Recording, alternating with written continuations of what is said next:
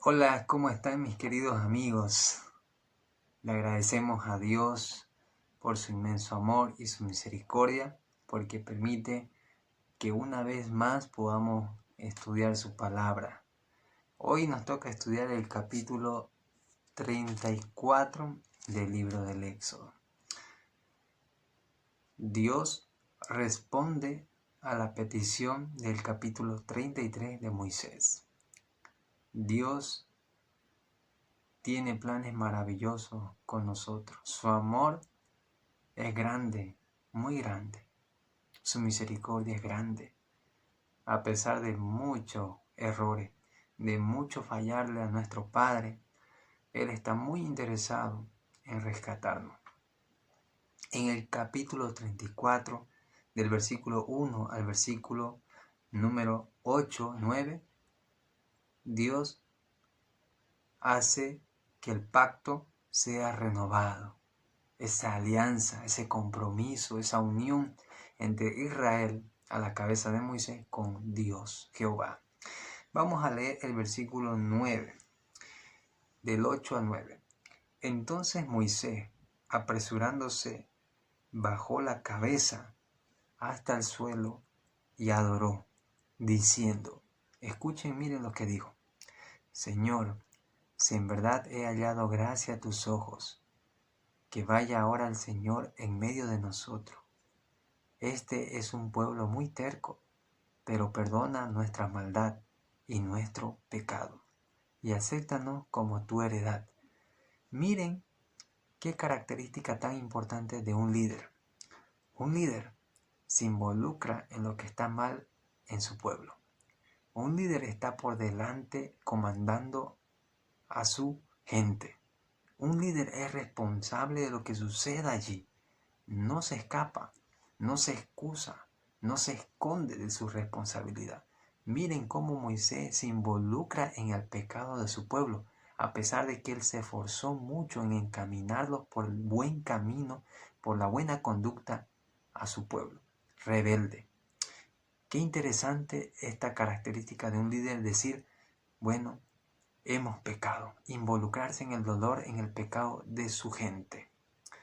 Qué interesante que Dios escucha su plegaria y Moisés nuevamente y sigue diciendo, si he hallado gracias en tus ojos, por favor, perdona a este pueblo muy terco, perdóname a mí, perdona nuestro pecado, acéptanos como tu heredad. Qué interesante.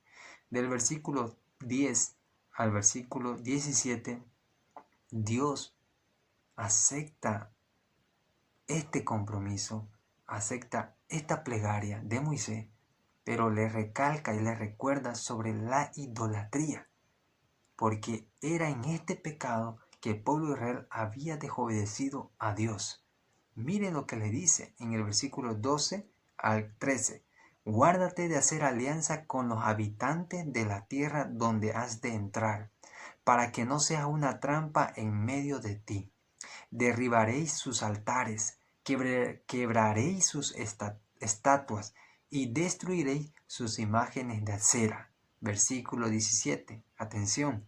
No te harás dioses de fundición. Qué interesante. O sea, Dios está interesado en que tú abandones ese pequeño o ese grande pecado que tienes en tu vida que te está apartando de Él. Él no se cansa de decirte, aquí está, hijo, aquí está el meollo de tu problema. Esto es lo que tú tienes que cambiar. Los padres son así, ¿cierto? ¿Tengo o no razón? Los padres siempre te van a decir esto, al día siguiente esto. Y a veces a los jóvenes no nos gusta que nos repitan las cosas. Ya, mami, yo ya sé. Somos orgullosos. Dios ahí chuncha, siguen chunchando porque sabe que ese es el problema. Dios nos ama mucho y quiere sacarnos para dejar ese mal camino. Del versículo 18 al versículo 26, Dios nuevamente recarga las fiestas para el pueblo de Israel, los sacrificios, los 7 días de panes sin levadura, la fiesta de primicia, de entregar las primicias por todo primogénito, de entregar lo mejor por cada primogénito, de las cosechas, Dios a través de esta fiesta hace que la gente, su pueblo, se acerque y reconozca. Esta fiesta, por ejemplo, del 18, dice, la fiesta de los panes sin levadura guardarás 7 días, comerás pan sin levadura, según te he mandado, en el tiempo señalado del mes de Abib, porque en el mes de Abib saliste de Egipto. En este mes, Dios utilizó y puso esta fiesta de abstenerse de pan sin levadura, comer pan sin levadura, para recordarle que ellos habían sido rescatados por el Dios Todopoderoso.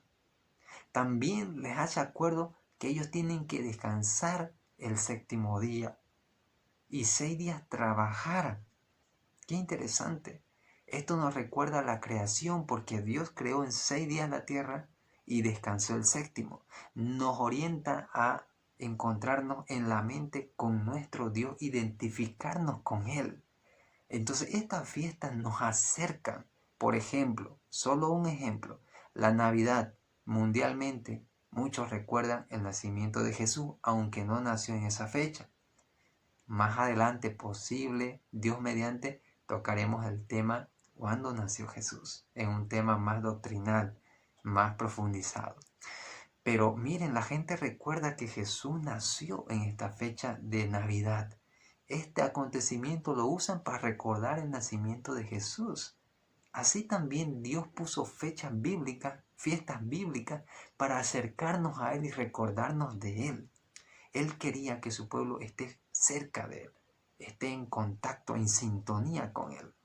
Del versículo 27 al versículo número 35, Dios les entrega la tabla de la ley nuevamente por segunda vez a Moisés. Recuerden que Moisés la había roto por enojo, por la ira de esa idolatría que había visto de su pueblo.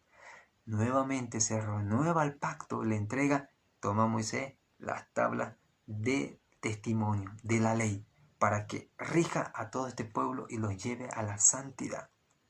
Dios quería un pueblo especial, un pueblo justo, y por eso no los dejó sin leyes. Vamos a leer el versículo 29 al 30.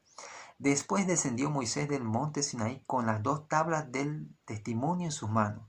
Al descender del monte, la piel de su rostro resplandecía, brillaba por haber estado hablando con Dios, pero Moisés no lo sabía. Aarón y todos los hijos de Israel miraron a Moisés, y al ver que la piel de su rostro resplandecía, tuvieron miedo de acercarse a él. Gran detalle. Moisés había subido por orden de Dios al monte Sinaí nuevamente a encontrarse con Jehová, el Todopoderoso.